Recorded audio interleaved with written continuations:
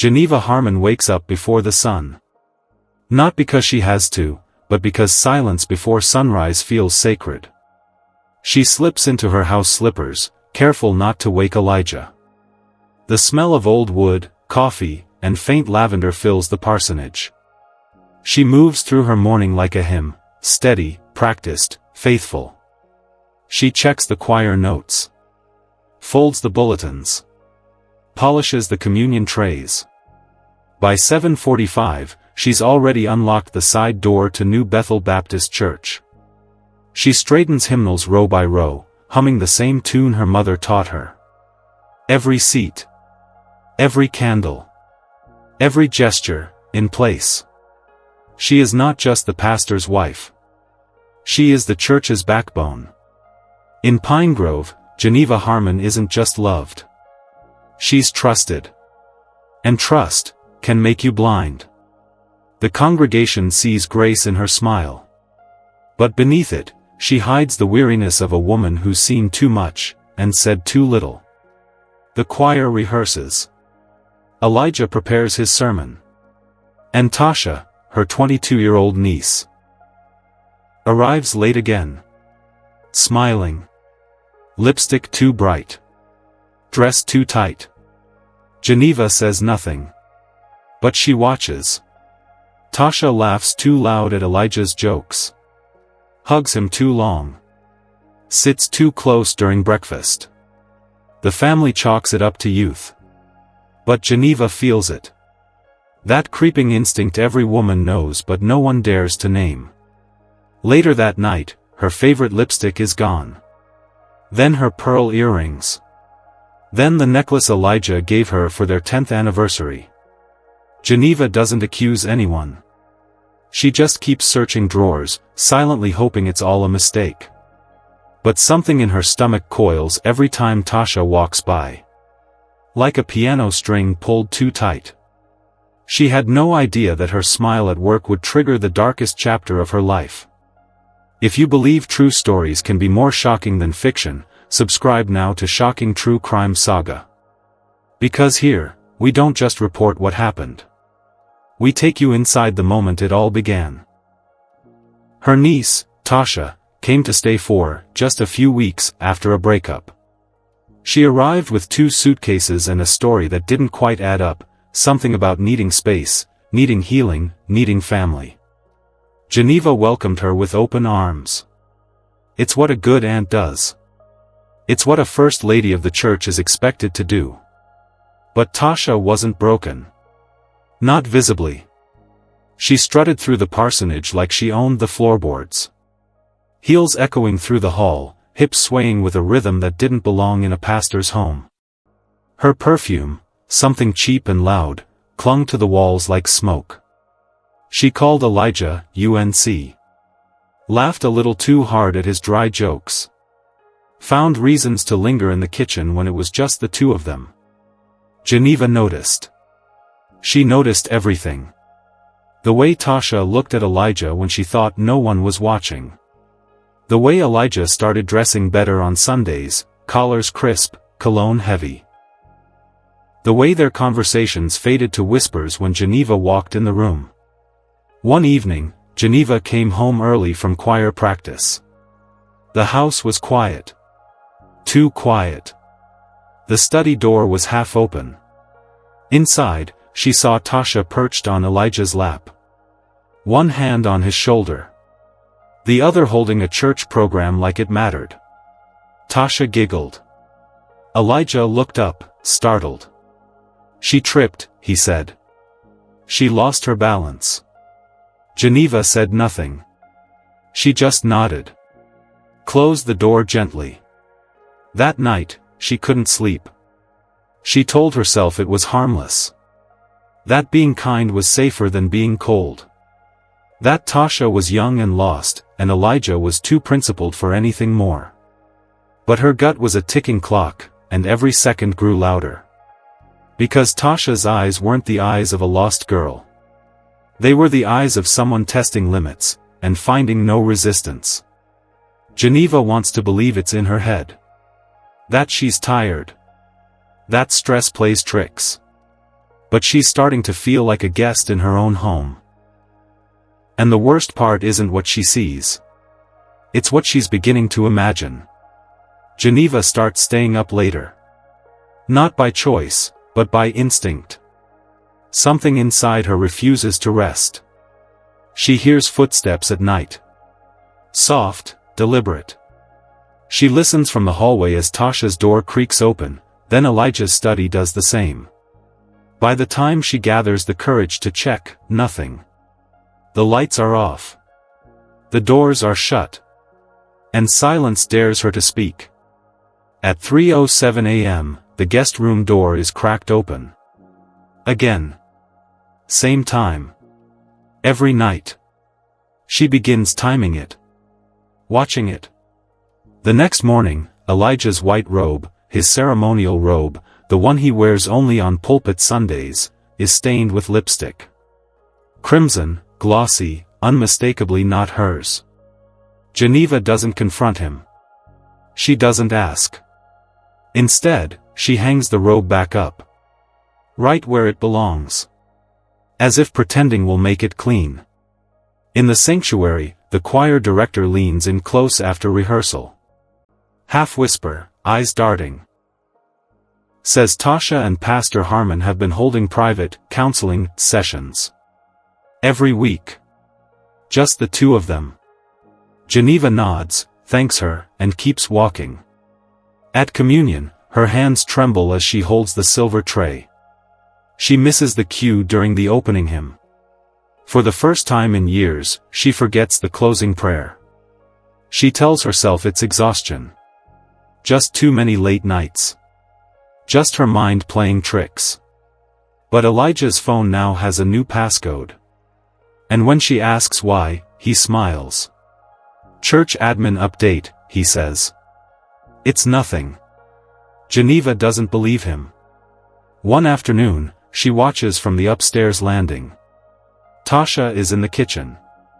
Elijah walks in behind her. He stands too close. Whispers something into her ear.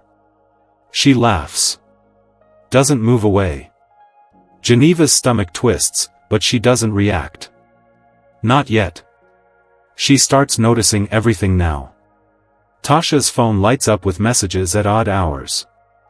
Elijah's cologne lingers in places he hasn't been.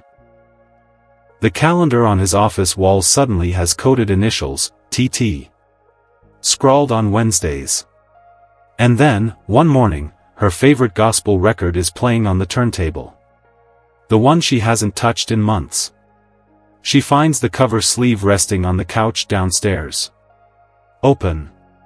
Smudged with fingerprints. Geneva had been at the store. Alone. Elijah was supposed to be at a pastoral meeting. Tasha had claimed to be napping.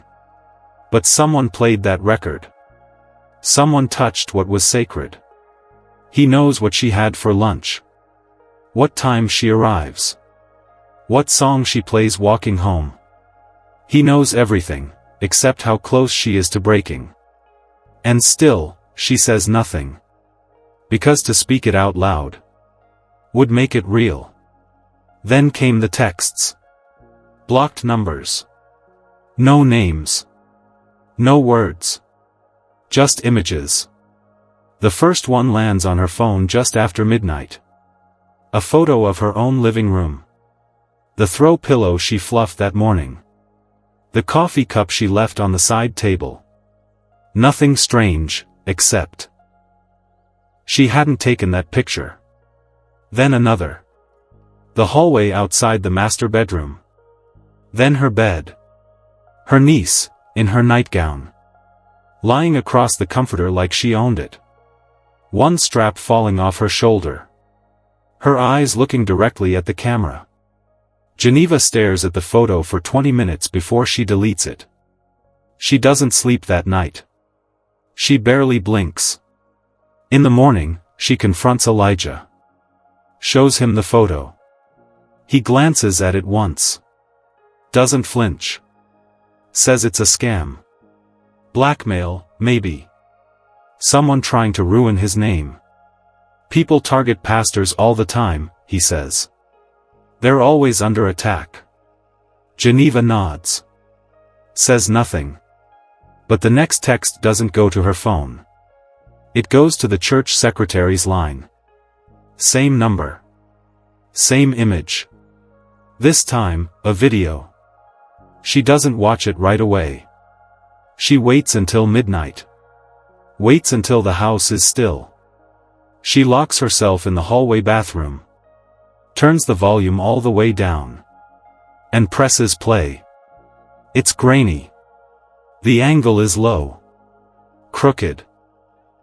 It starts with Tasha standing by the bedroom mirror. She's wearing Geneva's robe. Elijah enters frame. Laughing. He kisses her on the shoulder. Tasha pulls him closer. The bed creaks under secrets. Geneva drops the phone. It hits the tile and keeps playing. She doesn't pick it back up. She doesn't scream. She doesn't cry. She just stands there, staring at the wall. Her pulse a silent siren inside her skull. The next morning, she checks the nursery, what used to be their son's room. Unused. Forgotten. She remembers something. The baby monitor. It used to work remotely. Had a memory card. She never unplugged it. Just stopped checking it. She opens the drawer. It's still there. She plugs it into the wall. Boots it up. Scrolls back through weeks of silent footage. Most of it is darkness. But then, she sees it. Elijah walks into the guest room. Closes the door behind him. The timestamp is 2 weeks ago. Tasha is already waiting. They don't talk. They don't hesitate. They undress like it's rehearsed. Geneva fast forwards. There's more. Multiple visits. Different nights. Same time. Same pattern. He isn't being seduced. He's planning it. Different robes. Different setups. Sometimes the lights are dimmed. Sometimes Tasha wears something new. Sometimes he brings a camera. Geneva finally understands. This wasn't just betrayal. This was choreography. It wasn't just a crush. It was surveillance. And it had gone too far. One Wednesday night, Geneva sits alone in the church office. It's nearly 10 p.m. The choir has gone home. The halls are dark. The only light left burns above her desk, casting long shadows across stained sermon notes. She's not working. Not reading. Just sitting. Still. Eyes locked on nothing. Her hands rest in her lap, clenched, like they're holding something they can't afford to drop. Behind her, the door creaks open. She doesn't look up. It's Deacon Brooks. He doesn't speak right away. Doesn't clear his throat like most men do when they find a woman unraveling quietly. He just walks to the wall, adjusts the thermostat, and stands there a moment longer than necessary. Then he turns. In his hand, a peppermint. Unwrapped. Fresh from the bowl outside the sanctuary. He places it gently on the desk in front of her. Doesn't force a smile. Doesn't ask if she's okay. He doesn't need to. Geneva finally blinks. Her eyes glisten, but no tears fall. They sit in silence. 10 minutes. Maybe more. He never speaks. Never intrudes. And in that silence, something cracks inside her, not from pain, but from the sudden awareness that someone still sees her, not as a wife, not as a title, but as a woman who's hurting. She lets out a small breath. Almost a laugh. It catches her by surprise. The peppermint is still there. She doesn't take it. But its presence means everything. She stands, thanks him softly. He nods. Says, "You're not alone." Even when it feels like it. Then he leaves. They don't touch. Don't exchange any secrets. But for the first time in weeks, Geneva feels a flicker of something she's been starving for, dignity. It isn't romantic. It isn't rescue. It's just someone showing up, without needing to be told how much she's breaking. And somewhere deep beneath all the wreckage inside her, she laughs. It's small. Brief. Fragile. But it's the first time she's laughed in weeks. The last time she'll feel safe. She waits until after midnight. The house is quiet. Too quiet. That kind of quiet that only comes when the truth is too loud to ignore. Geneva stands at the edge of their bedroom doorway. Elijah is already in bed, propped up against two pillows, reading scripture like it means something. She doesn't speak. She just walks in, calm, deliberate, phone in hand. She scrolls, presses play, and holds the screen up without a word. The footage speaks for her. The sounds. The creaking bed. Tasha's voice, soft and rehearsed. Elijah's laugh. The camera angle that only he could have arranged. He watches it all, every second, without blinking. When it ends, there's silence. Heavy. Suffocating. Geneva lowers the phone. He looks at her like he doesn't recognize her. She came to me, he says. His voice is slow, measured, almost tender. She needed guidance. Geneva doesn't move. He reaches for her wrist. Not with force. Not with urgency. But with something colder, entitlement. She slaps him. Not out of rage. Out of something deeper. A final rejection. A declaration that whatever spell she had once lived under, is broken. His hand lingers in the air a second too long before falling. He doesn't yell. He doesn't apologize. He just stares at her with an emptiness that chills her more than anger ever could. She leaves the room. Walks down the hall, past the guest room, past the kitchen, to the study. She locks the door behind her. She doesn't cry. Instead, she opens her laptop. Drags the footage onto the desktop. Clips it. Edits it. Names it. Sunday Revelation.mp4. She works in silence. Each cut is precise. Each frame deliberate. She doesn't include everything. Just enough. Enough to shatter glass behind stained windows. At 3:41 a.m., she closes the laptop. She doesn't sleep. She just stares at the ceiling, wide awake, heart silent, because it's already broken. She had finally said no. But in his mind, no meant war. Sunday morning. New Bethel is full. Mothers press pearls into their necks. Deacons polish shoes against the carpet. Children pass notes across pews lined with old wood and older secrets. Geneva stands near the pulpit. Dressed in white. Not ivory. Not cream. White. As if daring anyone to challenge her purity. She walks slow. Controlled. Her face is unreadable. Her hands steady, hiding tremors that have lived in her bones for weeks. The choir begins their hymn, "He Touched Me." They don't know how wrong that phrase feels in her ears now. Elijah sits tall behind her, robes flowing, face composed. The same voice that told her vows now speaks of redemption to the crowd. He talks about sin. He talks about temptation. And Geneva smiles.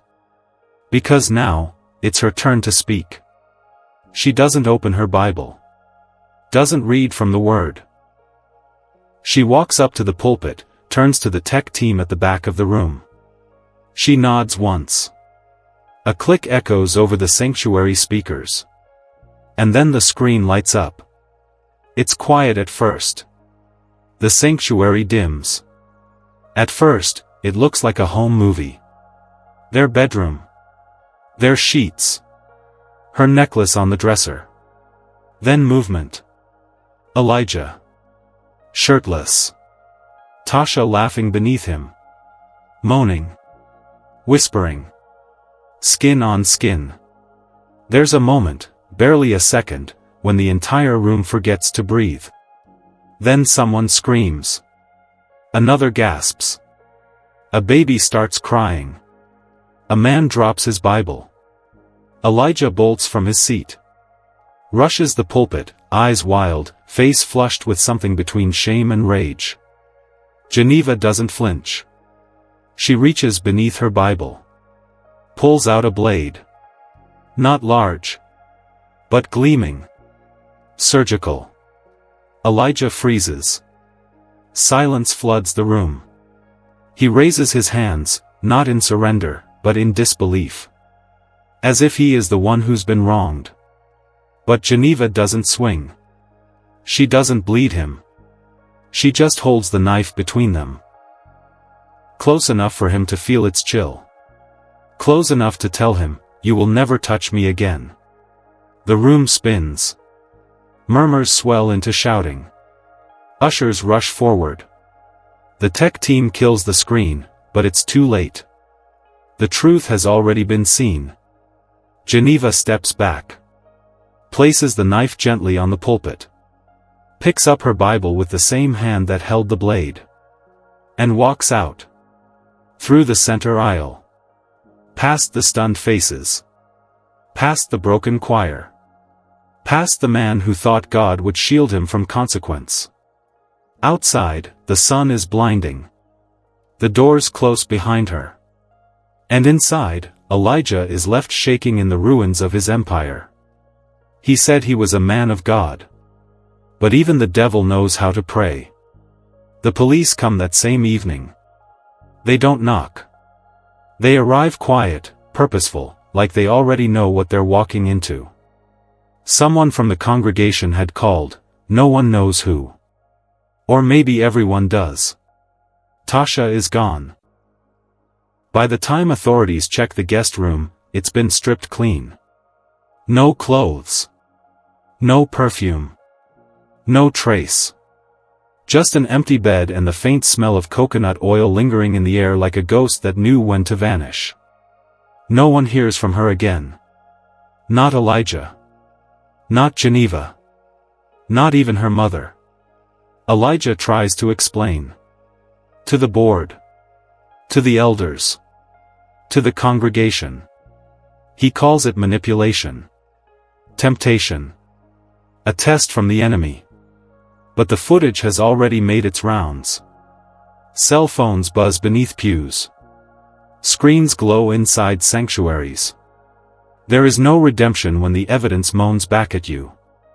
By Monday, the church board votes unanimously.